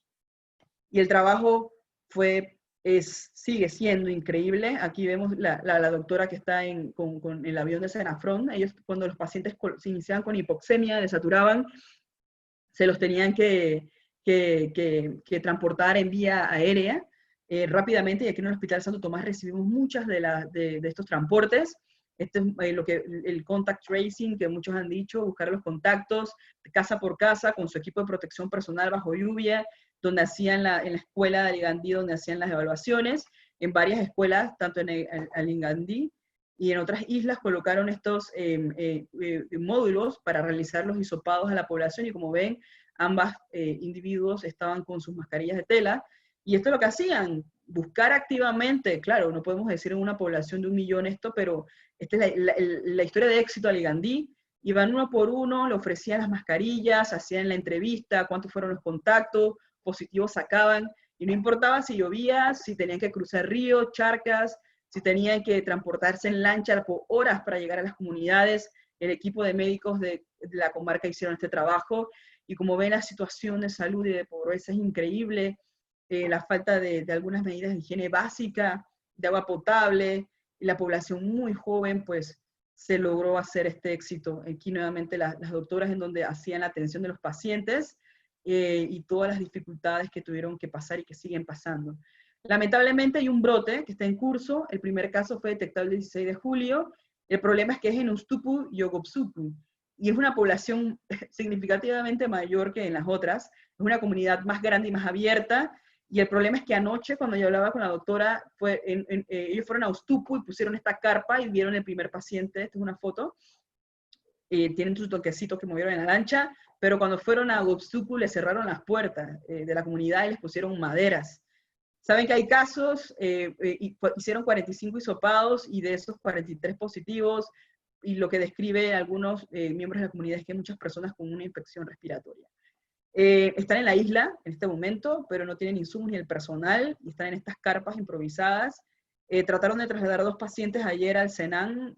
Una colega estaba de turno y me lo comentó, y efectivamente la doctora me dijo, es que no había transporte, no había avión para hacer transporte. Finalmente, el evento de las guías, que muchos han escuchado, desde que se generó la respuesta, un grupo multidisciplinario nuevamente, de gente de infecto, medicina crítica, neumología, nos reunimos de las diferentes sociedades a buscar toda la literatura existente, y comenzamos a generar recomendaciones del manejo, que la verdad ha sido la diferencia en las provincias. Incluso por diferentes razones no se ha generado la última versión, y la gente la pide, sobre todo en el interior del país, porque ha servido como una orientación para el manejo. Mucho ha cambiado de los tratamientos, la necesidad de control de ensayos clínicos, pero bueno, somos un equipo que de manera voluntaria, de honorem, desde el inicio de esto, pues estamos sirviendo a la patria. Alguien me dijo, ¿y las autopsias? Pues este es mi viejo padre, el doctor José Vicente Pachar, que ha recibido muertes súbitas en la morgue. Él está realizando múltiples protocolos de investigación con técnicas mínimamente invasivas en pacientes que tienen muertes súbitas y que son casos médico-legales, y con esto hemos logrado revisar múltiples histopatologías de pulmones con COVID-19, y tenemos varios artículos prontos a publicación con nuestros hallazgos, y bueno, ya las autoridades conocen de esto a tiempo. Esto desde mayo. Así que como ideas finales, hemos logrado ayudar a muchos pacientes, incluso a salvar vidas, pero sí, con un alto riesgo sobre la carga de trabajo, sobre unos cuantos, y le puedo decir desde mi punto de vista, estamos agotados. Y es el momento más crítico, con el mayor número de casos, cuando estamos en plena crisis de cama y de insumos, en un país en donde veníamos arrastrando múltiples problemas sociales y de salud. Importante que la experiencia de la comarca fue que el éxito del personal de salud, que eran mucho menos que nosotros, fue la cooperación de las autoridades de la comunidad, sobre todo prevención.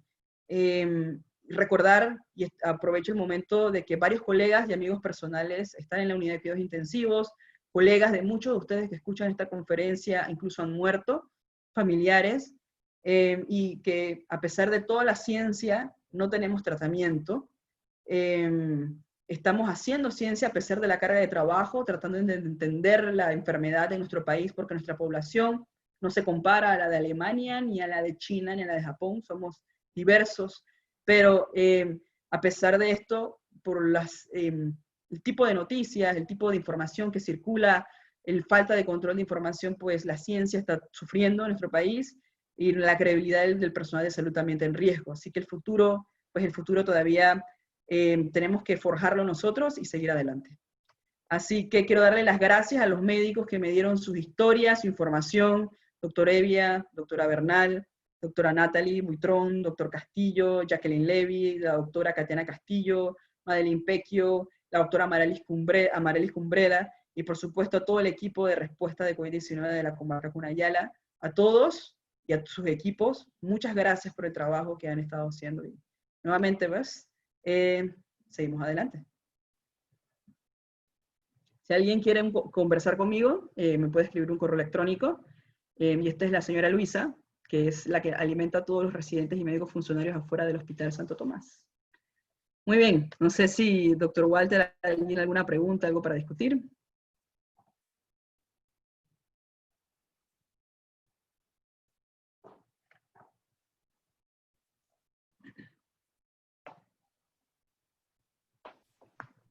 ¿Ahora sí? Sí. ¿Aló? Bien. Bueno, hay bastante preguntas, pero bueno, por supuesto, ya han sido casi 2 horas de muy interesante aprendizaje. Remdesivir, ¿cuándo llegará a Panamá, doctora Pachar? Es una de las preguntas.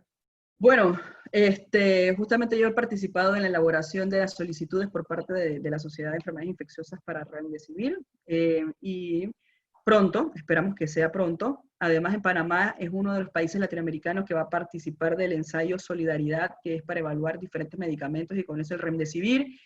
Así que espero que pronto, tengo como un mes diciéndolo, pero es que esto tiene muchos controles que tienen que ver con registro sanitario, los permisos de salud, los comités de bioética, porque a pesar de que la FDA lo aprobó para uso de emergencia, pues necesita mucho control porque aún hay cosas que no entendemos de la enfermedad y de los probables efectos adversos que puedan tener estos medicamentos. Pero estoy segura que en el próximo mes probablemente estemos comenzando con Remdesivir, y lo cual es una excelente.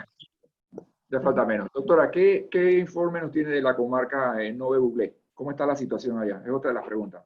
Sí, correcto. Lamentablemente, yo he estado tratando de comunicarme con los médicos, y si se dan cuenta hay otros lugares que no hablé, por ejemplo en Chiriquí, traté anoche, pero fue imposible porque los colegas están trabajando mucho y los médicos que están en la comarca no me pude contactar con ellos. Nuestro plan de todos los médicos de diferentes unidades es agarrar esta información y darla a conocer, para ver cómo está la situación. Qué pena que no les puedo dar información de la comarca, no, de verdad, no tengo idea de qué es lo que está sucediendo en ese sitio. Otra pregunta, la condición en cuanto a la transmisión en personal de salud. Ok, yo creo que esto no es un secreto, no es un secreto, solamente, y quiero decirlo esto de que hay cosas que no salen en los medios de comunicación, ¿sí? Y lo sabemos los que estamos trabajando COVID. Hay mucha transmisión en el personal de salud, pero no es que se esté dando activamente en el hospital solamente, sino afuera de la institución. Probablemente los primeros casos fueron de esa misma manera. Cuando se hacen los estudios de las diferentes coordinaciones de nosocomiales, recordar que cada hospital tiene una unidad de nosocomiales que estudia cuando un médico o cuando hay brotes en una institución. Se ha demostrado varias cosas. Uno, que el personal, cuando está junto, a pesar de que usan todo el equipo de protección personal, se reúnen en una cocineta y se quitan todo y no mantienen la distancia. Y si estamos en un cuarto como donde yo estoy, y yo tengo COVID y toso, sabemos que van a quedar algo aerolizado si no hay una buena ventilación y alguien entra, lo va a inhalar y pues se va a contagiar, que es lo que ha pasado. Hay casos, definitivamente, de origen nosocomial, y por lo menos en mi institución, que es el Hospital Santo Tomás, eso se está activamente buscando los contactos y buscando las medidas de prevención. Como médico, yo le puedo decir a todos los que están escuchando, nos tenemos que cuidar. Como yo les enseño a mis muchachos, no tenemos que esperar que nadie nos cuide. Nosotros entender cómo usar el equipo de protección personal, cómo colocarlo, cómo quitarlo, lavado de las manos, y no salir a menos que no sea necesario. Toco madera, tengo 5 meses viendo COVID, he seguido las reglas, igual que muchos, y no me he contagiado de COVID-19. Bueno, para terminar, por cuestión de tiempo, ya tenemos que regresar al trabajo, hay una pregunta muy sencilla, pero que me parece muy importante. La voy a leer casi textual. Como infectóloga, ¿qué tratamiento considera debe dársele a los casos leves y moderados? Okay. Como infectóloga, entendiendo la fisiopatología escasa de la enfermedad, y que vamos a arrancar un estudio pronto con Gorgas aquí en el hospital, lo que sucede es que el virus entra a la vía respiratoria y se va a unir a unos receptores a nivel pulmonar, que eso nos hace. Cuando llega ahí, el virus va a hacer lo que todo virus hace, que es replicarse, y es esta replicación que genera una respuesta inflamatoria local y luego sistémica. Lo ideal sería tener algo que inhiba la replicación viral en el momento, antes que el paciente desarrolle la tormenta de citoquinas y la inflamación. Ese algo no sabemos qué es todavía. Se ha dicho de todo, desde el ídolo caído de la hidroxicloroquina, se habló de Caletra, que es un medicamento para el VIH, Remdesivir, según la data que tenemos, que es poca, de muy mala calidad, pues pareciera que funciona en los estadios tempranos. Así que no, yo no puedo recomendar ningún tratamiento en este momento para los casos leves y moderados. La mayoría de los leves van a tener un buen desenlace.